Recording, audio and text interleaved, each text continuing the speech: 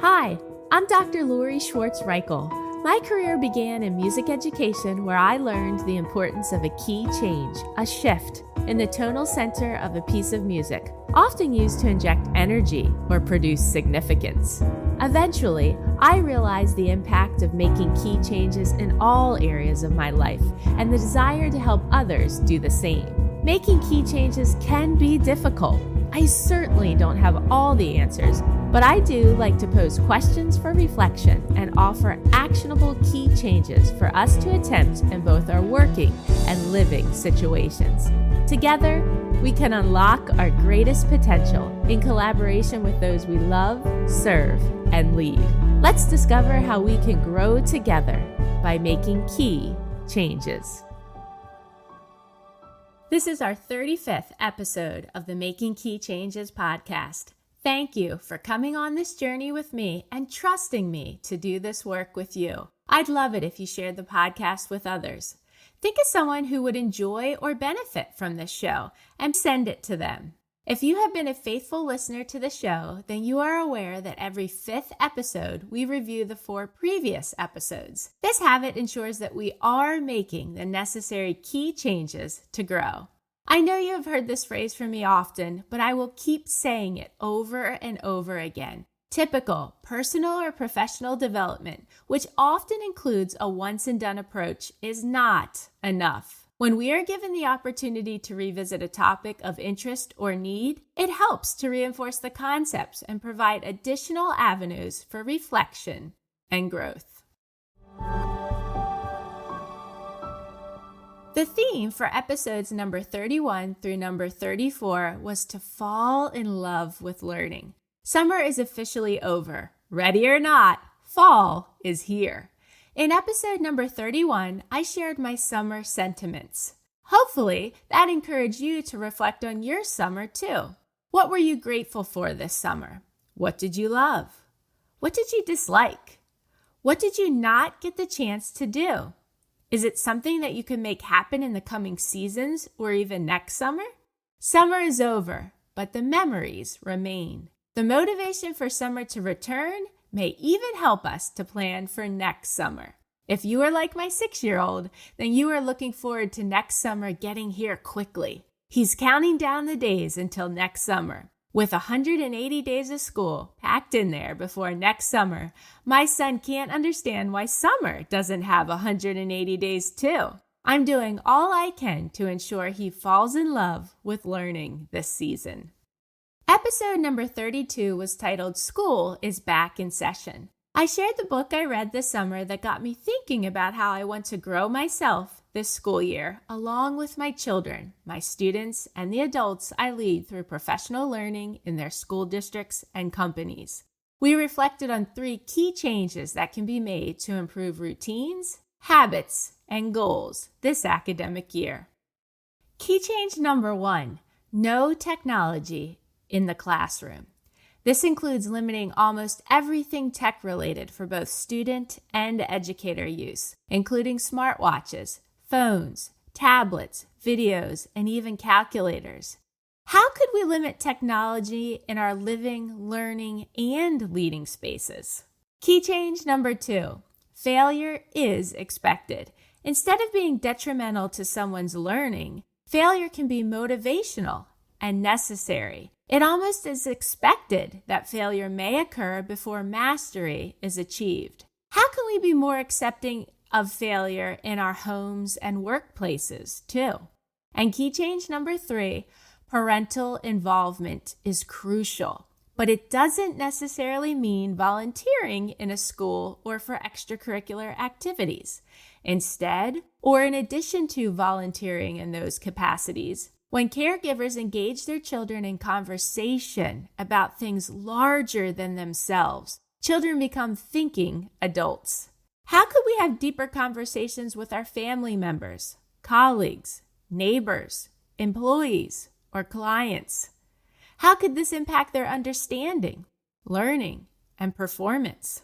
In episode number 33, we reflected on whether we are encouraging our students in our living and learning spaces to share their thoughts with us or not, and if we are actively listening to them. We reviewed if we truly know and understand how students feel, interpret, and learn in their homes, schools, and communities. We examined if we were allowing this inquiry to occur or if we were assuming that we knew how students would respond. As educators and caregivers, we must encourage students to share with us. This knowledge can better inform our planning, decision-making, and efforts. I posed 3 questions for reflection. Consideration number 1, how do students feel? When we know how students feel and express emotions, we can better plan for and potentially predict the learning and living environment. What questions are you asking others to check in on their moods, emotions, behaviors, likes, dislikes, or decisions? Consideration number 2, how do students interpret things? Not every child will have similar interpretations that we have as adults or as another child may have. We can't assume how each child will understand, perceive, or encounter something. We need to ask them what they thought of the chore, lesson, activity, or experience. Consideration number 3, how do students learn? Every child acquires knowledge or skills at varying rates and methods. Children, just like adults, learn differently. What learning style or mode best accommodates our students? Could it be more than one? These styles or modes may alter per child, per activity, per class, per day, or even per year. How will we differentiate instruction and provide accommodations to best meet the needs of each student? We cannot assume that we know how students feel, interpret, and learn. We must be willing to ask them, actively listen to them, and make the necessary key changes to ensure their voices permeate each learning and living space. Are you ensuring this happens in your leading space too? After reviewing ideas to enhance the student voice, as a follow-up, we considered ways to listen and adapt in episode number 34. Listening and adapting are relevant at any age. They are important to everyone. This process should occur in any environment where we love, serve, and lead others. Are we listening in our home, classroom, team, department, or company? How are we asking others to share with us? What methods are we using to provide a safe space for others to share with us? How are we adapting the way we love, serve, or lead to suit their answers and to reflect others' hopes, needs, or wants in the environments we collaborate with them?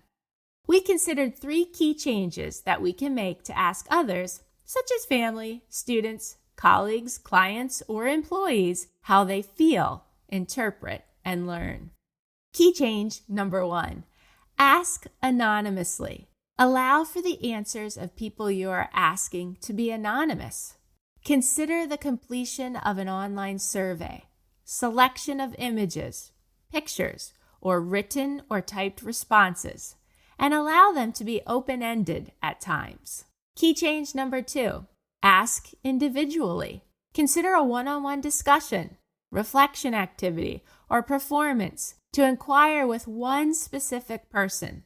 You might also consider one of the anonymous activities, but request the responders to identify themselves. And key change number 3, ask collectively.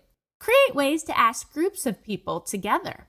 Consider ways these groups can answer as a family, class, team, department, or company.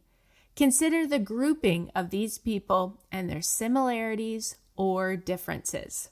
Be aware that each strategy for inquiry may not necessarily elicit an accurate and honest response from a responder, especially if they are responding individually versus collectively.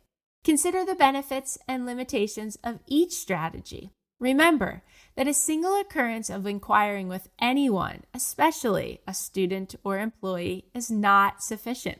We must follow up with them as the answers may change by season, reason, or year. Finally, for the people we ask, we must thank them for sharing with us by showing them gratitude in a sincere way. Hopefully, This allows the responder to observe that we care about what they share with us and that we are willing to make the necessary key changes to grow so we can better love, serve, or lead them. As we encourage students of all ages to fall in love with learning this school year, we can do so too as adults. If we are willing to actively listen to others and adapt to their unique answers, then we are provided an opportunity to learn a great deal about each individual. This knowledge can help us and them to grow. By listening to others about how they feel, interpret, and learn, we can best love, serve, and lead them. This listening and adapting can and should happen regularly at home, in the classroom, in the neighborhood, or within the workspace. By doing so, we are one key change away from unlocking everyone's greatest potential. I encourage you to check out the show notes for some resources. There is a link to my website and one where you can sign up for the Making Key Changes newsletter to receive weekly inspirational content delivered directly to your email inbox each Wednesday morning. How are we making key changes to fall in love with learning? Thanks for listening. If you haven't done so yet, please consider rating and reviewing the Making Key Changes podcast on the Apple Podcast app. If you found this episode helpful, please consider sharing it with others and joining me again next week. In my coming episodes, I'll discuss topics that are most passionate to me, along with things I've been researching or areas of my life I have changed or want to change. You can learn more about me on my website, makingkeychanges.com. Feel free to message me through there or reach out on social media. I'd love to hear from you and learn about what key changes you hope to make.